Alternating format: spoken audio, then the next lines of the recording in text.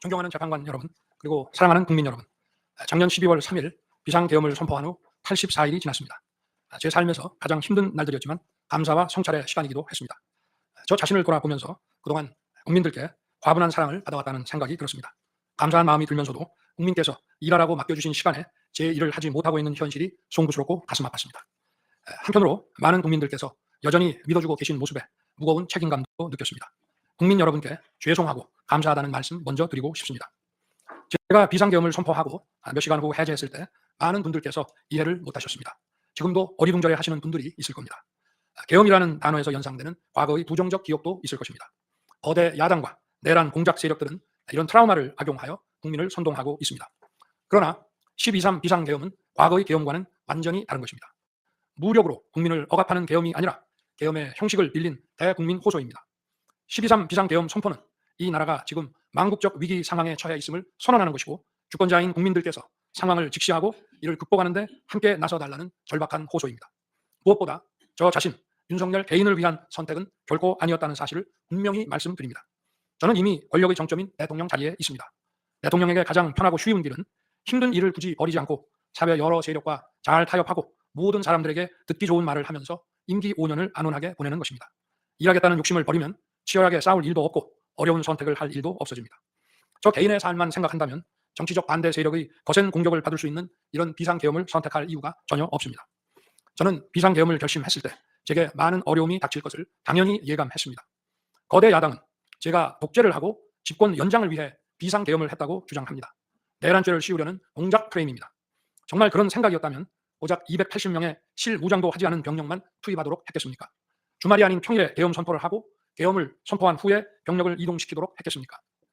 심판정 증거조사에서 드러난 사실에 의하면 그나마 계엄 해제 요구 결의 이전에 국회에 들어간 병력은 106명에 불과하고 본관에 들어간 병력은 15명입니다. 15명이 유리창을 깨고 들어간 이유도 자신들의 근무 위치가 본관인데 입구를 시민들이 막고 있어서 충돌을 피하기 위해 불 꺼진 창문을 찾아 들어간 것입니다. 또한 국회의 해제 요구 결의가 이루어진 이후에 즉시 모든 병력을 철수했습니다. 투입된 군의 병력이 워낙 소수이다 보니 국회 외곽 경비와 질서 유지는 경찰에 요청했습니다. 경찰은 인근 전장년 집회 대응 경력 300명을 국회 외곽에 보냈습니다. 부상당한 군인들은 있었지만 일반 시민들은 단 한 명의 피해도 없었습니다. 처음부터 저는 국방장관에게 이번 비상계엄의 목적이 대국민 호소용임을 분명히 밝혔습니다. 또한 국회의 계엄 해제 요구가 신속히 뒤따를 것이므로 계엄 상태가 오래가지 않을 것이라고 했습니다. 하지만 그런 내용을 사전에 군 지휘관들에게 그대로 알릴 수는 없었습니다. 그래서 최소한의 병력을 실무장하지 않은 상태로 투입함으로써 군의 임무를 경비와 질서 유지로 확실하게 제한한 것입니다. 많은 병력이 무장 상태로 투입되면 아무리 조심하고 자제하라고 해도 군중과 충돌하기 쉽습니다. 그런 일이 발생하지 않도록 원천 차단한 것이고 실제 결과도 예상대로였습니다. 제가 소수의 병력, 비무장, 경험 있는 장병 이 세 가지를 장관에게 명확히 지시한 이유입니다. 그런데도 거대 야당은 이것을 내란이라고 주장하고 있습니다.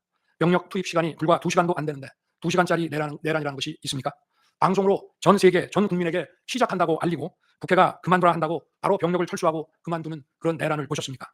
대통령이 국회를 장악하고 내란을 일으키려 했다는 주장은 어떻게든 대통령을 끌어내리기 위한 선동 공작입니다.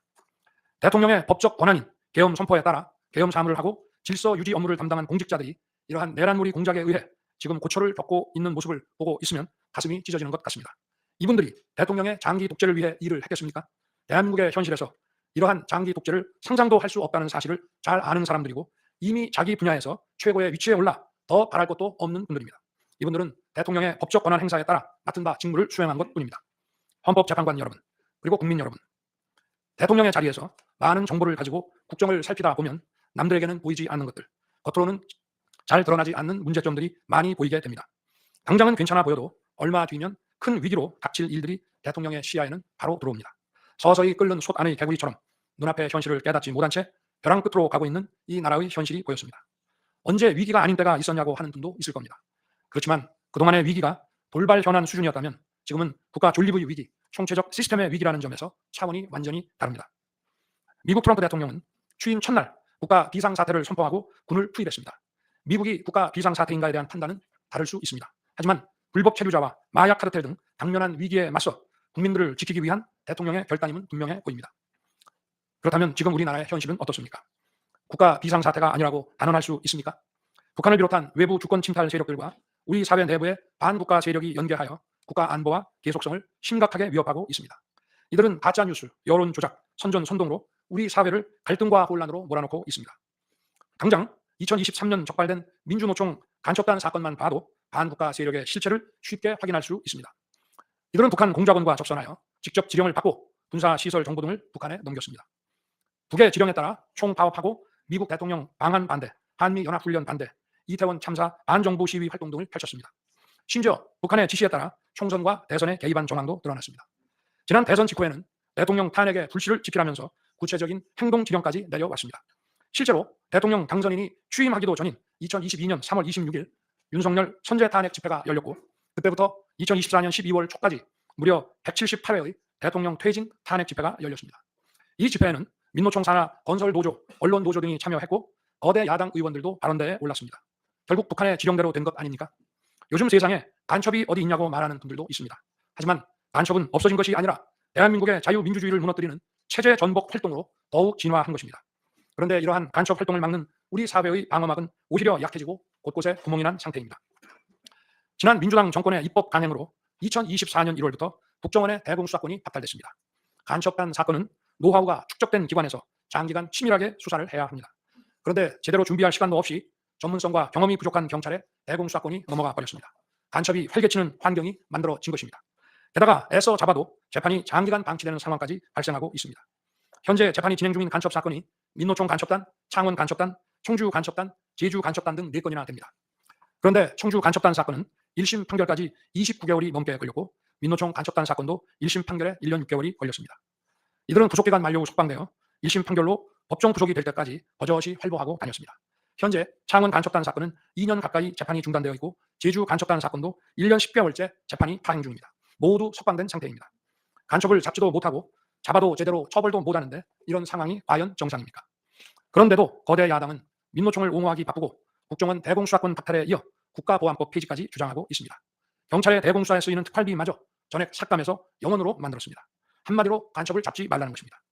작년에는 중국인들이 드론을 띄워 우리 군사기지, 국정원, 국제공항과 국내 미군 군사시설을 촬영하다 연이어 적발되었습니다. 이들을 간첩죄로 처벌하기 위해서는 법률을 개정해야 하는데 거대 야당이 완강히 거부하고 있습니다. 국가 핵심 기술을 유출하는 산업 스파이도 최근 급증하고 있습니다. 반도체, 디스플레이 등 기술 유출 피해가 수십조 원에 달하는데 그 3분의 2가 중국으로 유출됩니다. 중국은 사진 한 장만 잘못 찍어도 우리 국민을 마음대로 구금하는 강력한 반간첩법을 시행하고 있는데 거대 야당은 산업 스파이를 막기 위한 간첩죄 법률 개정조차 가로막고 있습니다. 또한 거대 야당은 방산 물자를 수출할 때 국회 동의를 받도록 하는 방위사업법 개정안을 당론으로 추진하고 있습니다. 방산 비밀 자료를 국회에 제출해야 하고 거대 야당이 반대하면 방산 물자도 수출할 수 없게 됩니다. 국회에 제출된 방산 비밀 자료들이 제대로 보안 유지가 되며 적대 세력에 넘어가지 않는다고 누가 보장할 수 있겠습니까? 방산 비밀 자료가 이렇게 유출되면 상대국에서 우리 방산 물자를 수입하겠습니까? 북한, 중국, 러시아가 원치 않는 자유세계에 방산 수출을 하지 말라는 말과 같습니다. 방산 수출은 단순히 돈을 버는 것만이 아닙니다. 수출 상대국과 전략적 연대를 강화하고 더 나아가 자유세계 많은 국가들과 국방 협력을 이뤄서 우리의 안보를 튼튼하게 하는 것입니다. 이러한 방산 수출을 권장하기는커녕 이렇게 방해하는 것이 결국 누구에게 도움되는 것입니까? 거대 야당은 우리 국방력을 약화시키고 군을 무력화하는 데도 앞장서고 있습니다.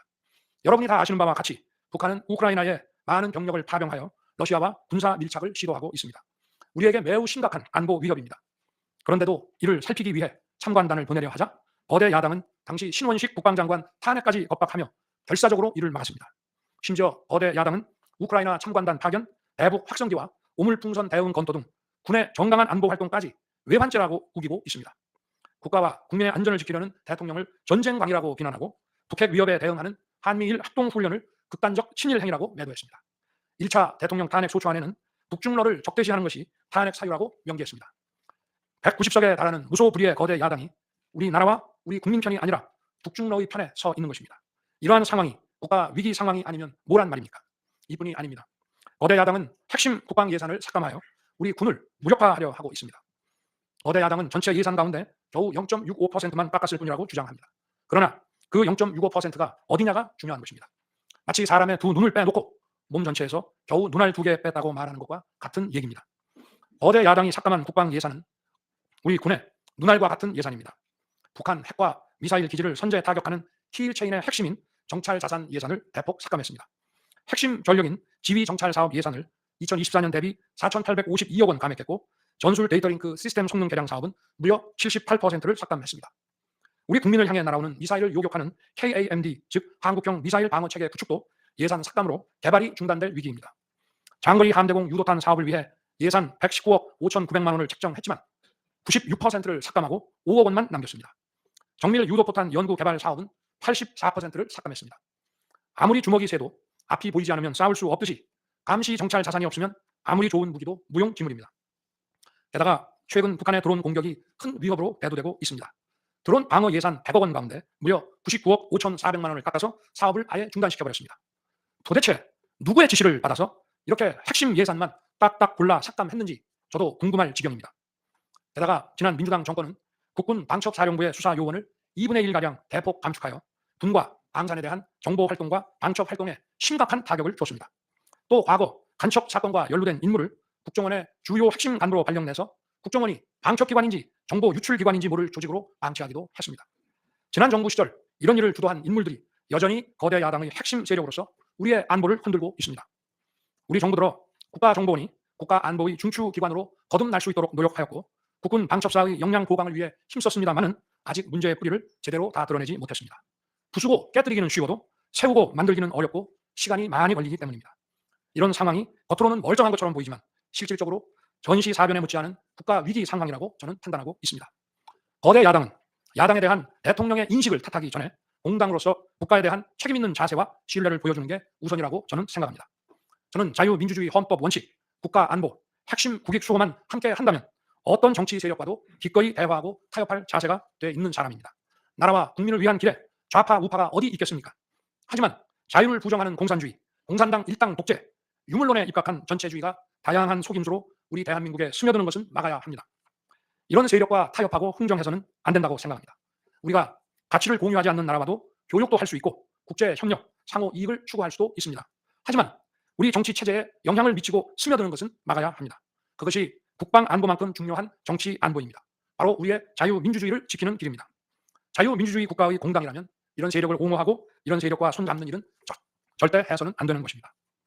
재판관 여러분, 그리고 국민 여러분, 거대 야당은 제가 취임하기도 전부터 대통령 선제 탄핵을 주장했고, 줄탄핵, 입법 폭주, 예산 폭거로 정부의 기능을 마비시켜 왔습니다. 거대 야당은 이러한 폭주까지도 국회의 정당한 권한 행사라고 강변합니다. 그러나 국회의 헌법적 권한은 국민을 위해 쓰라고 부여된 것입니다. 자신들의 정치적 목적을 위해 정부 기능을 마비시키는데 그 권한을 악용한다면 이는 헌정 질서를 붕괴시키는 국헌문란의 다름 아닙니다. 또한 거대 야당은 제가 비상계엄으로 국회의 권능을 마비시키려 했다며 내란몰이를 계속하고 있습니다. 하지만 거대 야당은 제가 대통령에 취임한 이후, 아니 취임하기도 전부터 지금까지 지속적으로 끈질기게 정부의 권능을 마비시켜 왔습니다. 마치 정부를 마비시키는 것이 유일한 목표인 것처럼 국회의 권한을 마구마구 휘둘러 왔습니다.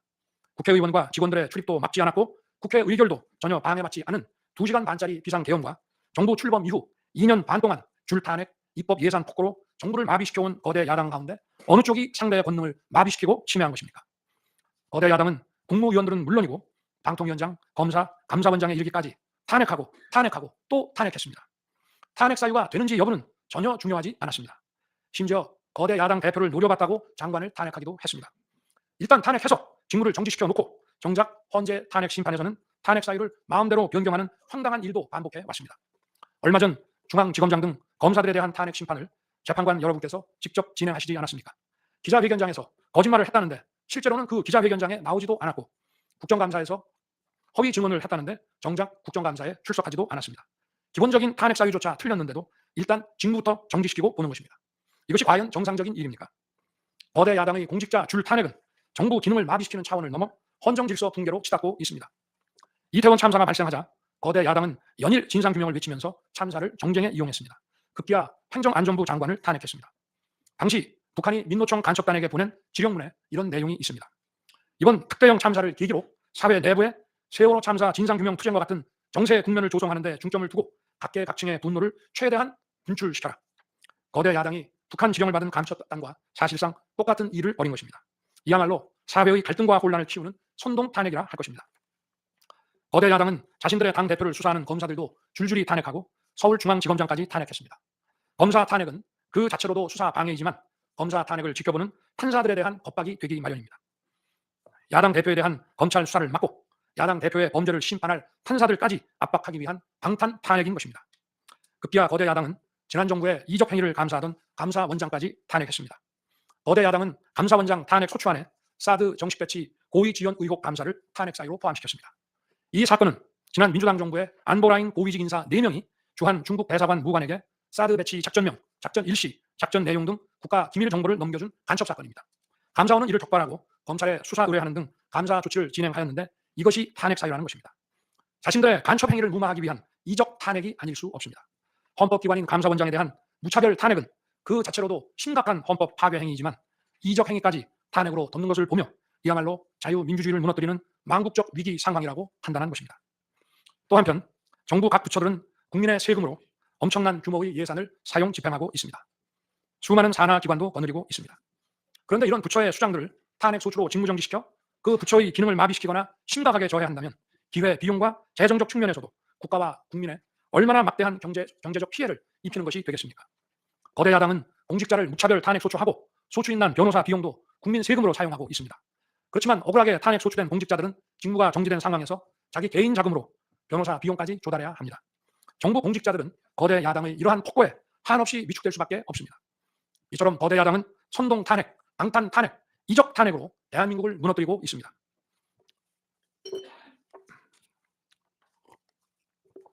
우리나라 선거 가운데 대통령 선거가 기간도 가장 길고 국민적 관심도 가장 큽니다. 그만큼 직선 대통령의 민주적 정당성은 다른 선출직 공직자에 비해 그 무게가 다릅니다. 과거 우리나라 민주화 운동은 한마디로 대통령 직선제 확보였다고 해도 과언이 아닙니다.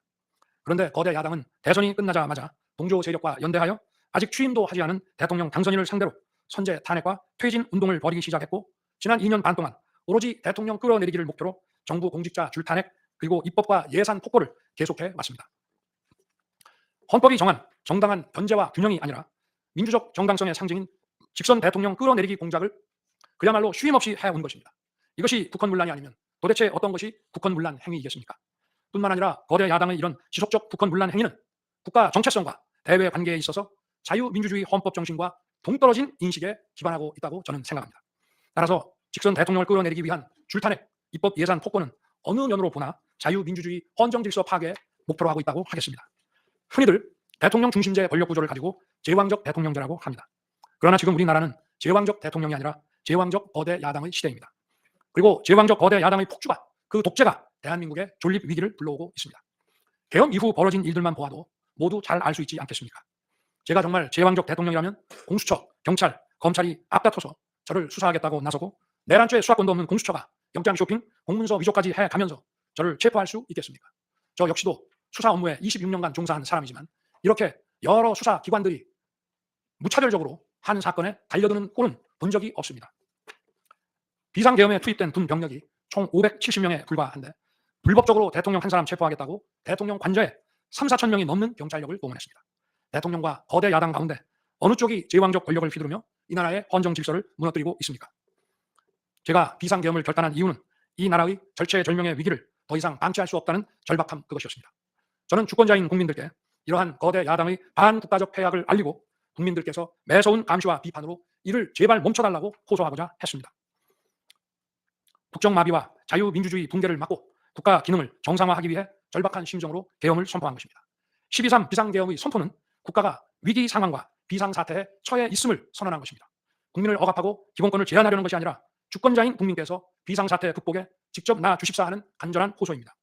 그런데 거대 야당은 제가 국회의 요구에 따라 계엄을 해제한 그날부터 탄핵 시동을 걸었습니다. 하지만 비상계엄은 범죄가 아니고 국가 위기를 극복하기 위한 대통령의 합법적 권한 행사입니다.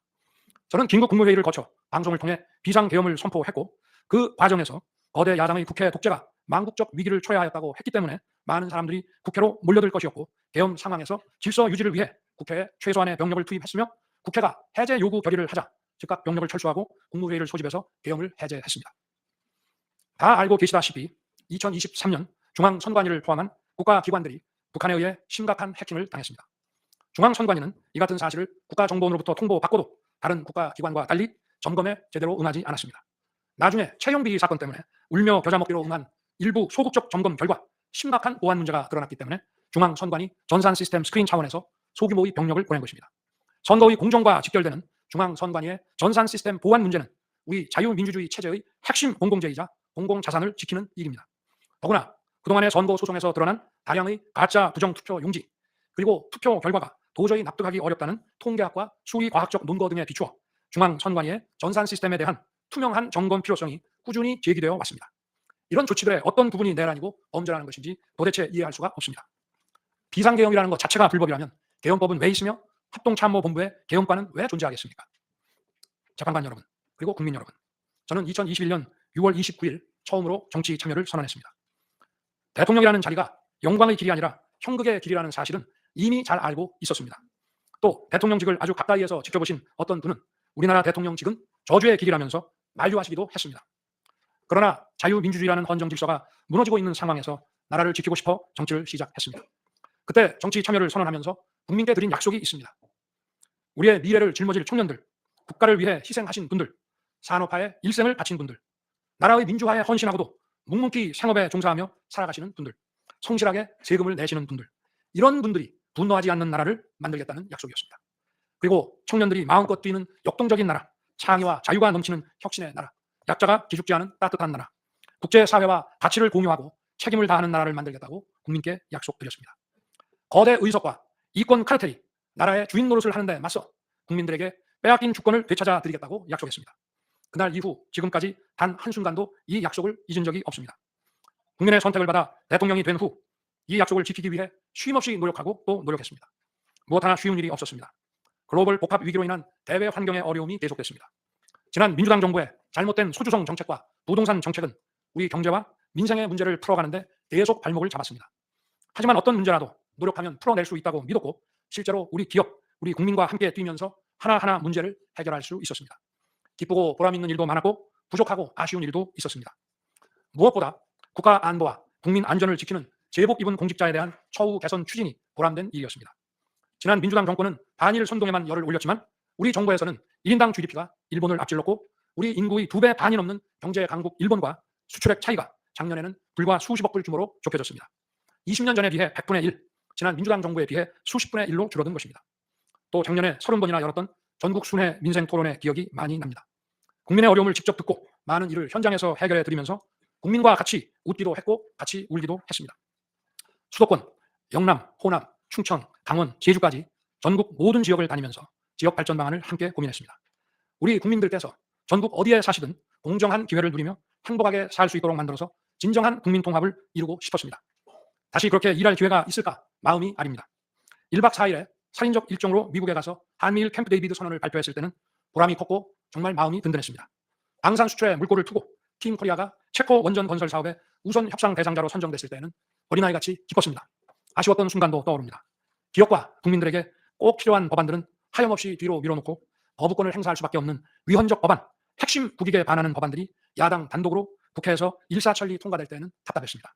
국방, 치안, 민생을 위해 꼭 필요한 아킬레스건 예산들이 삭감됐을 때는 막막했습니다. 지금 저는 잠시 멈춰서 있지만 많은 국민들, 특히 우리 청년들이 지금 대한민국이 처한 상황을 직시하고 스스로 주권을 되찾고 나라를 지키기 위해 나서고 있습니다. 비상계엄의 목적이 망국적 위기 상황을 알리고 헌법 제정 권력인 주권자들께서 나서주시기를 호소하는 것이었는데 이것만으로도 비상계엄의 목적이 상당 부분 이루어졌다고 생각하게 됩니다. 저의 진심을 이해해 주시는 우리 국민과 청년들에게 진심으로 감사 말씀을 드리고 싶습니다. 제가 직무에 복귀하게 되면 나중에 또다시 계엄을 선포할 것이라는 터무니없는 얘기도 있습니다. 계엄의 형식을 빌린 대국민 호소로 이미 많은 국민과 청년들께서 나라의 상황을 직시하고 나라 지키기에 나서고 계신데 그런 일을 또 할 이유가 있겠습니까? 결코 그런 일은 없을 것입니다. 헌법재판관 여러분, 그동안 심판정에서 다뤄진 쟁점들 가운데 두 가지에 대해서만 간략히 말씀드리겠습니다. 세세한 사실관계를 언급하기보다 상식선에서 간단히 말씀드리겠습니다. 우선 제가 국회의원을 체포하거나 본회의장에서 끌어내라고 했다는 것입니다. 정말 터무니없는 얘기입니다. 상식적으로 이렇게 해서 도대체 뭘 어떻게 하겠습니까? 의원들을 체포하고 끌어내서 계엄 해제를 늦추거나 막는다 한들 방송으로 온 국민과 전 세계가 지켜보고 있는데 그 다음에 뭘 어떻게 하겠습니까? 계엄 당일 국회의장의 발언대로 국회는 어디서든 본회의를 열어 계엄 해제를 의결할 수 있습니다. 영화나 소설에 나오기도 하지만 현실적으로 이런 일을 하려면 군으로 국가를 완전히 장악하는 계획과 정치 프로그램을 미리 가지고 있어야 합니다. 그런데 실제 상황이 어땠습니까? 계엄 사무를 담당할 주요 지휘관들이 계엄 직전에 어디에 있었는지 이 심판정에서 다 드러났습니다. 장관 재가를 받아 지방 휴가를 가거나 부부 동반 만찬, 간부 만찬 회식을 하다가 대통령의 계엄 선포 직후에야 국방장관으로부터 업무 지시를 받았습니다. 준비된 치밀한 작전 계획이나 지침이 없었기 때문에 혼선과 허술함도 있었습니다. 국방장관이나 지휘관들이나 경험이 풍부한 군사 전문가들인데 이들이 왜 이랬겠습니까? 12.3 계엄 선포는 계엄의 형식을 빌린 대국민 호소이고 과거 계엄과는 다른 것이었기 때문입니다. 이미 민주주의를 수십 년 경험하고 몸에 밴 우리 50만 군이 임기 5년 단임 대통령의 사격 노릇을 할 리가 있습니까? 제가 비상계엄을 선포한 이유는 오로지 주권자인 국민들에게 국회의 망국적 독재로 나라가 위기에 빠졌으니 이를 직시하고 감시와 비판의 견제를 직접 해달라는 것이었습니다. 공화국의 대의제 위기에 헌법 제정 권력인 주권자가 직접 나서야 한다는 호소였습니다. 의원을 체포하거나 끌어내라고 했다는 주장은 국회에 280명의 질서유지 병력만 계류한 상태에서 앞뒤가 맞지 않는 얘기입니다. 국회가 비어있는 주말도 아니고 회기 중인 평일에 이런 병력으로 터무니없는 얘기입니다. 의원만 300명이고 직원들과 보좌진을 합치면 몇천 명이 넘습니다. TV 생중계를 보더라도 계엄 선포 후 얼마 지나지 않아 이미 국회 마당과 본관에는 수천 명의 국회 관계자와 민간인들이 들어왔습니다. 실제로 계엄 선포 후 1시간 30분이 지나서야 질서유지 병력이 도착했고 경내에 진입한 병력이 106명, 그중에서 본관에 들어간 병력이 겨우 15명인데 이런 극소수 병력을 가지고 국회의원을 체포하고 끌어낸다는 것이 말이 되겠습니까? 게다가 의결 정족수가 차지 않았으니 본회의장에 들어가서 의원들을 끌어내라고 했다는데 의결 정족수가 차지 않았으면 더 못 들어가게 막아야지 끌어낸다는 것도 상식에 맞지 않는 얘기입니다. 본관에 진입한 군인들은 본회의장이 어디에 있는지도 몰랐다고 합니다. 무엇 하나 말이 되지 않습니다. 단 한 사람도 끌려 나오거나 체포된 일이 없었으며 군인이 민간인들에게 폭행당한 일은 있어도 민간인을 폭행하거나 위해를 가한 일은 한 건도 없었습니다. 실제로 일어나지도 않았고 일어날 수도 없는 불가능한 일에 대해 이런 주장을 하는 것은 지난번에도 말씀드렸지만 그야말로 호수 위에 비친 달빛을 건져내려는 것과 같은 허황된 것입니다. 거대 야당은 대통령의 헌법상 권한에 기해 선포된 계엄을 불법 내란으로 둔갑시켜 탄핵 소추를 성공시켰습니다. 그리고는 헌재 심판에서는 탄핵 사유에서 내란을 삭제했습니다. 그야말로 초유의 사기 탄핵이 아닐 수 없습니다. 내란이냐 아니냐는 긴 시간의 복잡한 심리를 통해 가려지는 게 아닙니다. 내란이냐 아니냐는 판례에서 보듯이 실제 일어난 일과 진행된 과정에서 드러난 결과로 누구나 쉽게 바로 알 수 있어야 내란이 되는 것입니다. 거대 야당과 소추단이 헌재 심판 대상에서 내란을 삭제한 이유는 심판의 심리 시간을 단축시키려는 것이 아니라 내란의 실체가 없기 때문입니다. 더구나 12.3 계엄은 발령부터 해제까지 역사상 가장 빨리 종결된 계엄입니다. 그러다 보니 계엄 사령부 조직도 구성되지 못했고 예하 수사본부 조직도 전혀 만들어지지 못한 채 그냥 계엄이 종료됐습니다. 비상계엄 국무회의에 대해 간단히 말씀드리겠습니다. 계엄 당일 국무회의는 국무회의로 보기 어렵다는 주장이 있습니다. 그런데 국무회의를 할 것이 아니었다면 도대체 12월 3일 밤에 국무위원들이 대통령실에 온 이유를 오히려 제가 묻고 싶습니다. 국무회의가 아니라 간담회 정도였다는 주장도 있습니다만 그날이 간담회를 할 상황은 아닙니다. 간담회는 의사 정족수도 없는데 국무회의 의사 정족수가 찰 때까지 왜 기다렸겠습니까? 당일 저녁 8시 반부터 국무위원들이 차례로 오기 시작했고 저는 비상계엄에 대해 설명하고 국방장관은 계엄의 개요가 기재된 비상계엄 선포문을 나눠줬습니다. 국무위원들은 경제적, 외교적으로 어려움이 있다고 우려했고 저는 대통령으로서 각 부처를 관장하는 국무위원들의 생각과 다른 생각을 가지고 있으며 국가가 비상 상황이고 비상한 조치가 필요함을 설명했습니다. 그리고 각 부처 장관의 우려사항, 예를 들어 경제부총리의 금융시장 혼란 우려와 외교장관의 우방국 관계 우려는 제가 걱정하지 말라고 했습니다. 국무위원들이 과거의 계엄을 연상하고 있는 상황에서 저는 그냥 걱정하지 말라고 할 수밖에 없었습니다. 의사 정족수 충족 이후 국무회의 시간은 5분이었지만 그 이전에 충분히 논의를 한 것입니다. 다음날 새벽 해제 국무회의는 소요 시간이 단 1분이었습니다. 실제 정례 주례 국무회의 경우에도 모두와 마무리 발언 등을 하고 많은 안건을 다루기 때문에 1시간가량 걸리지만 개별 안건의 심의 시간은 극히 짧습니다. 또한 비상계엄을 위한 국무회의를 정례 주례 국무회의처럼 하기는 어렵습니다. 보안 유지가 중요하고 그렇게 해야 혼란도 줄이고 질서유지 병력도 최소화할 수 있기 때문입니다. 이상민 전 행안부 장관은 지난 심판정에서 그동안 국무회의를 100여 차례 참석했지만 이번 국무회의처럼 실질적으로 열띤 토론이나 의사 전달이 있었던 것은 처음이라고 했습니다. 국무회의 배석을 위해 비서실장과 안보실장도 통상처럼 대통령실로 나오도록 했고 국가 안보의 문제이기도 해서 국정원장도 참석시켰습니다. 1993년 8월 13일 김영삼 대통령께서 긴급 재정경제명령으로 금융실명제를 발표했을 때도 국무위원들은 소집 직전까지 발표한다는 사실 자체를 몰랐고 국무회의록도 사후에 작성됐습니다. 그때 상황은 이인재 당시 노동부 장관께서 이미 공개적으로 설명한 바 있습니다. 그러나 아무도 이를 두고 국무회의가 없었다고 하지 않았고 당시 헌법재판소는 긴급명령 발동을 모두 합헌이라고 결정했습니다. 그 밖에 여러 쟁점들에 대해서는 변호인단의 변론으로 가름하겠습니다. 재판관 여러분, 그리고 국민 여러분, 저는 언젠가 해야 하고 누군가 해야 하는 일이라면 지금 제가 하겠다는 마음으로 대통령직을 수행해 왔습니다.